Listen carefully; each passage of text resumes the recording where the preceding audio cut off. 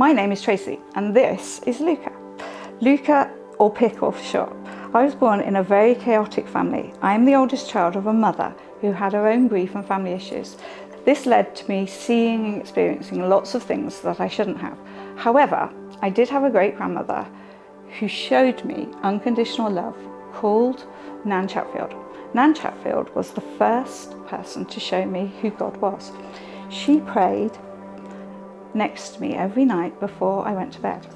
I stayed with her at the weekends. This all changed when she died. Soon after, my mum, younger brother and I moved to live with my third father and stepsister in Coventry at age 6.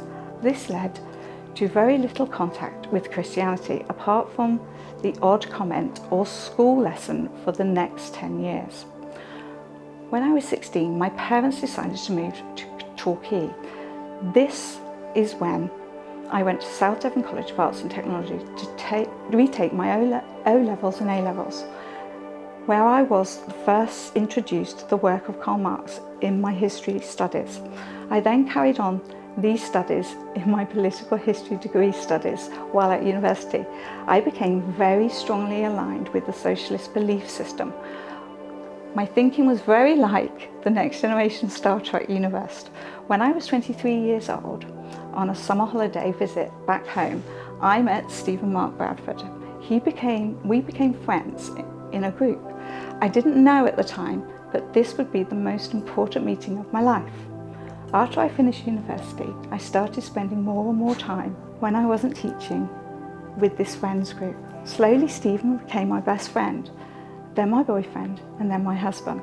After Stephen and I had been married a few years, I had a complete mental break, and this was when I was diagnosed with PTSD. PTSD is post-traumatic stress disorder. However, around the world, many clinicians are now calling my condition PTSI. The I is for injury, as we now know that the brain changes with trauma that can be seen in MRIs. The trauma of my childhood had led me to having this condition. Stephen and I developed many different strategies to help me cope with this. Stephen often talked about there being a God throughout our lives together. He just didn't go to church. Then when Stephen was 39 years old, he contracted the flu and was hospitalised for nearly 3 weeks. A month later, when his legs and feet swelled, he was sent to the hospital, and we were told that he had heart failure and he could live 15 to 20 years. The flu virus had attacked his heart. We changed and adapted, but 8 years later, my best friend and husband died. He was 47 years old and I was 51. January the 16th, 2022. For 3 months, my brother and sister took turns to look after me.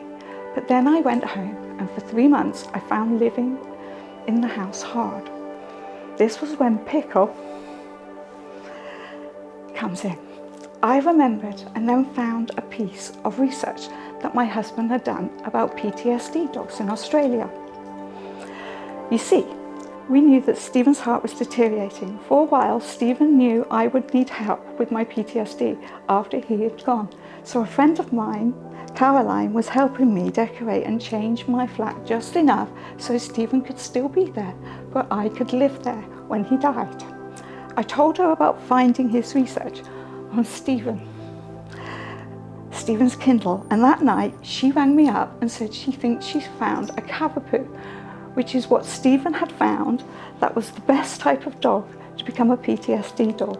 The lady who owned Luca Dog Mum had been saving her Matilda's pups for special owners. She was looking for Luca, had started sitting when Matilda had told her to sit in the birthing area at 7 weeks. He also started doing the beginnings of ball retrieval at about the same age. So when I called her, telling her my plans to train Luca as a PTSD dog, she was keen for us to meet. The next day, I met Luca. He brought a toy to me, then took it to Matilda. Before coming back to me, that was it. The longest we have been apart since is 6 hours. Luca is a hypoallergenic dog, which means that he does not shed, but it also means that his hair grows continuously. Yes, his fur is called hair. which of the type it is. So the February 1st, year after Stephen's death, Luca went to the groomers for his 6-week spa appointment, and I went to the library to look for a group to help me with my uncontrollable grief. It was my sister-in-law's idea to do something not dog-related. It was here that the next most important meeting of my life happened. Di was in the library at the same time and heard me, so she quickly wrote down on a scrap of paper the details of the BFG, the Bereavement Friendship Group. She told me she would wait for me outside and then take me in, and she said crying was okay. It happened to be the next week, so I went. Luca wasn't trained at the time, as he was only 6 months old, so too young to be around crowds. So I had to fight my PTSD to go, and it was the best decision I ever made.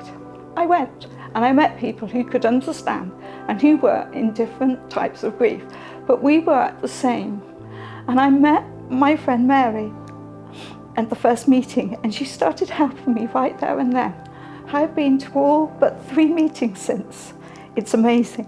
And I'd like to say thank you to the person who donates to pay for the BFG. You helped so many. Thank you. Well, at one of these meetings, I was talking about how I miss having debates with Stephen. So Mary said, "Oh, why don't you go to the next Alpha course?" and gives me a leaflet. I decided to give it a go. So I tell Di that I will go, and she organises a table with people I know from the BFG, and also with the kindest family on it as well. I was in a place of complete grief, angry with pain, who used the knowledge from my political history degree to argue against the beginnings of changes in my heart. You see, Stephen's friends, when they met Luca, kept saying to me how he had sent him to me to look after me. They didn't know that these comments were starting a chain reaction because Luca was born 6 months after Stephen died. Luca was also doing some remarkable things. He was waking me up when I had night terrors and helping me with my flashbacks and panic attacks. The thing is, Luca didn't need training to do these things, he just started doing them. My dog training friend, who was surprised he could do these things at 14, 20 weeks old, this was when she told me he is a 1 in 100,000 dog because he is a natural. So all these things started me thinking about how Luca and I found each other. Throughout this time, I was training Luca and going to Alpha, and then Alpha Plus. I don't know when my heart opened to the Lord. It sort of crept up on me. But then, one day, I looked at Luca and I thought I had gone from a person who can not leave the house because the fur is so great, to having an amazing creature who can hear police and ambulances coming and signals me to stop and ground myself to stop a flashback. If Luca is not a gift from God, and I don't know what is. Mary calls these moments God's nudges, by the way. Then came the funniest moment, when during one of the BFG meetings, in a sentence, I just said, "My Lord," and Di nearly fainted, and went and got Mary and others for me to repeat myself to. Now, Luca is a fully qualified PTSD medical alert dog. He is the first in this area, but not in the country. He has 100 commands and does 67 tasks for me, including going to my hospital and doctor's appointments. When I first started coming to church, I was scared and my hyper-awareness was in full effect. However, I was very quickly told that this church allowed assistance dogs, which meant I was able to bring Luca to do his job. And sensing my heart rate and other chemical changes, allowing me to take part in the services, Luca and I now have been asked to become a part of the Be Together group, which is a great pleasure, and we have made some incredible friends here. We have also been asked to join a small group that meets in a friend's house. On top of this, we have also been asked to join the KYB group that meets twice a month. So the Lord has opened a great many doors to Luca and me since that meeting in the library. I'm here today because I am I can absolutely say that the Lord is in my heart and I want to be baptised in this special place at this special time to make the next step. To help Luca in this, I am asking you all if you could please celebrate this moment in a quiet way with the death clap, as Luca finds the loud celebration scary. Also, this is a completely different experience for Luca, so his job as protecting and signalling when my emotions change is being challenged today.